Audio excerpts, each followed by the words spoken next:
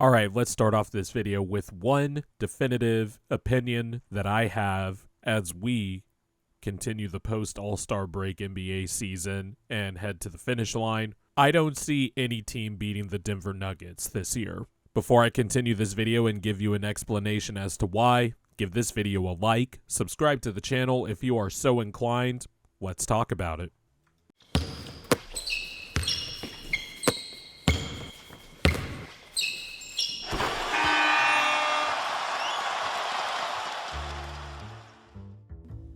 So obviously before the season started, I had the Denver Nuggets repeating. My preseason NBA Finals prediction was the Denver Nuggets and the Milwaukee Bucks. I feel a lot better, obviously, about the Nuggets going to the NBA Finals than I do about the Milwaukee Bucks at the moment. But regardless, that was my preseason Finals matchup. And throughout the year, even though the Nuggets have had some puzzling losses, stretches where it definitely looked like they had the switch flipped off rather than on. When they turned the switch on, there really, to me, isn't any NBA team that can match up well with them or beat them in a 7-game series, I think. And there were a few examples of this in games so far this year. And we could just go as recent as 6 games ago against the Lakers, or yesterday against the Golden State Warriors, where, early in the game it doesn't look good or it looks closer than expected, but when it's crunch time, when it's time for everything to be put on the table, when it's clutch time, a 5-point game with 5 minutes left to go or whatever, or just simply closing the door on a team, the Nuggets are just better. They go to that Jokic-Murray 2-man game. Everything flows out of that, and they just run it over and over again, and they get a quality shot every time. They might miss some, like Michael Porter Jr. missed a few open threes late in the third and the fourth quarter yesterday. Aaron Gordon's going to get some threes that teams are willing to give up, but they are going to generate a quality shot every time. And when the first 1 or 2 actions out of the Jokic-Murray 2-man game is stumped, Jokic can just go to work on the block because he is also an all-time level type of scorer. There's just really nothing you could do, and that's the crux of it, really. I mean, Jokic is the best player in the world. He is the best passer in the NBA, and he's also one of the elite scorers in the NBA. So it's really pick your poison. Draymond could not do anything with Jokic yesterday. And it's not just because Jokic is bigger than Draymond, has about 50 pounds on him, and has like 5 or 6 inches on him. It's just tough to stop this guy. If you double him, that's going to be a wide open 3. If you do the dribble handoff game with Jamal Murray, that's a tough cover. If you go under, Murray will just shoot. If you try to hedge it, well, then Jamal Murray will just hit Jokic with a bounce pass, and then he's in a 4-on-3. Or if they switch the action, Jokic will just end up on the smaller player, which Steph Curry a few times, actually a few Warriors guards ended up guarding Jokic on switches, and that led to disaster. They just generate a quality shot every time out of the foundation of their offense, which is obviously Jokic, but more so the Jokic-Murray 2-man game. And they ran it to death against the Lakers a few games ago.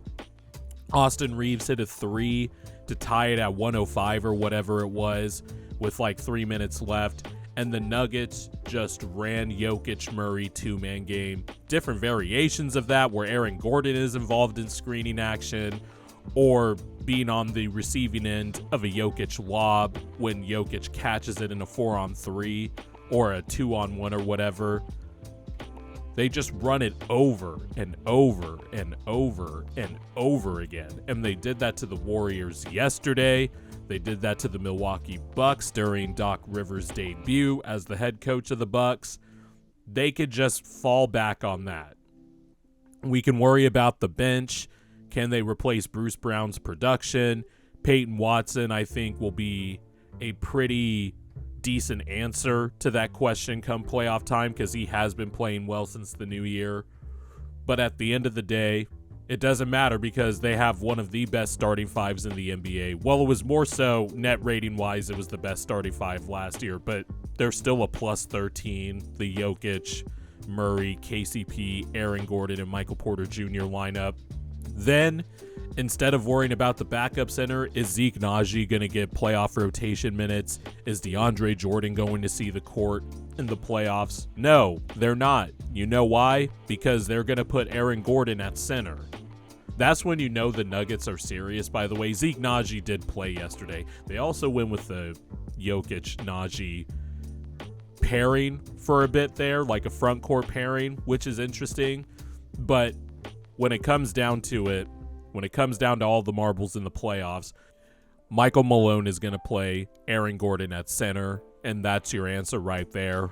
He is a sturdy defender, athletic as all hell, versatile defender.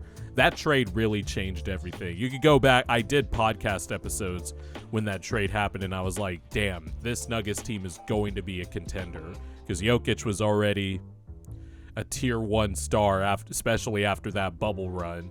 And they had the trade that basically tied everything together. And Gordon has become one of the more important players on a contender in the NBA. But regardless, I've said before that I could maybe see the Clippers beating the Nuggets in a series, and I wouldn't be surprised. I would kind of walk that back and be a little surprised, but the Clippers and the Nuggets to me are the two best teams in the West, and I still think the Nuggets are coming out of the West. Even though the Celtics have the best record in the NBA, I'm still picking the Nuggets. Just because of the infrastructure, the starting five, and that's the other thing with this team too.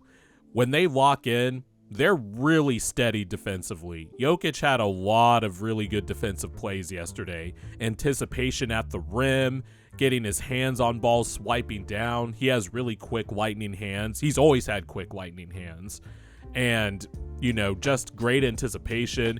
They read the split action stuff the Warriors always run. He read that well yesterday and got a steal. That ended up being a nice Jokic fast break. That was a shot fake, then to a pass fake into a lob for Zeke Naji because he picked off Draymond's pass that was intended for Steph in the fourth quarter yesterday. Won some good money off that game yesterday, too. I can't believe the Nuggets had... I'm not a betting guy, but the Nuggets were a plus 125, which seemed insane to me given that they have won now, 10 straight against the Warriors, but the Nuggets were somehow on the plus side of the money line. That was easy money yesterday. But anyway, yesterday's game really just illustrated for me that it's the Nuggets and there's everybody else. Yes, even the Boston Celtics, they are behind the Nuggets for me. If I were to do a power rankings tier, I would have the Nuggets as number 1. I don't see who's beating this team because they could just go back to stuff that is unstoppable. The offense stagnates a little bit. You could just do the classic sports cliche that you yell when you're watching your team on TV.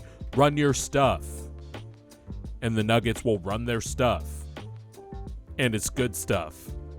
The goodest of stuff. And I think they're repeating this year.